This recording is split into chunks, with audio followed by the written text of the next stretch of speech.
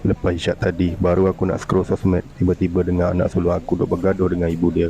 Anak sulung kan, baru besar seinci tapi ego dah naik macam nak jadi presiden rumah. Ibu dia pula walaupun kecil molek, tapi aura garang dia tu sekali terpekik dengan aku pun terdiam.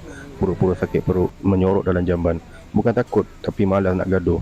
Sebab bila gaduh, aku juga yang kena minta maaf. Gaduh pasal benda kecil je. Ibu suruh kemas bilik, anak jawab nanti. Nanti anak ni boleh masuk tahun baru, belum tentu dia buat. Dah malam-malam ni, aku malas nak bising. Tanpa marah, tanpa menengking, aku terus ambil kunci kereta dan aku cakap ke anak, "Jom mamak." Anak bila dengar ayah ajak lepak mamak, dia dah tahu nak kena sekolah lah ni. Nah, sedikit petikan perbualan seorang ayah dengan anak. Kalau ada masalah kat sekolah ke? Itu. Ada masalah cinta ke, masalah apa? Ada aware.